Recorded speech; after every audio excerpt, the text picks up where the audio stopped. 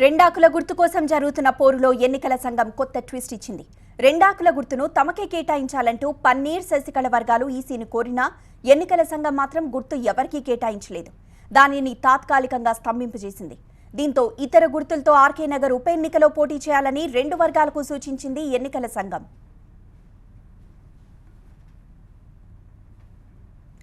ఎన్నికల గుర్తు కేటాయింపు కోసం రెండు వర్గాలు సమర్పించిన వినతులను పరిశీలించాల్సి ఉందని ఈసీ స్పష్టం చేసింది.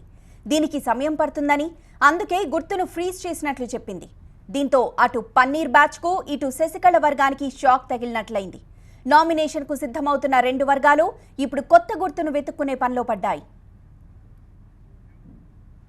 ఆర్కే నగర్ ఉప ఎన్నికల కోసం రెండు వర్గాలకు కొత్త గుర్తులు కేటాయిస్తామని చెప్పింది ఈసీ.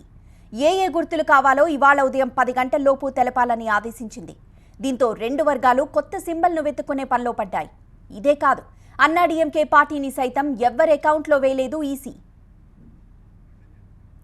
అన్నాడీఎంకే పార్టీపై పూర్తి ఆధిపత్యం తమకే ఉందని, సింబల్ తమకే కేటాయించాలంటూ పన్నీరు వర్గం గత వారం ఈసీని ఆశ్రయించింది.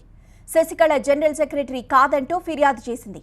అయితే పన్నీర్ క్యాంప్ వాదనలను పట్టించుకోవద్దని, తమకు పార్టీపై పూర్తి అధికారం ఉందంటూ శశికళ వర్గం ఈసీని కలిసింది.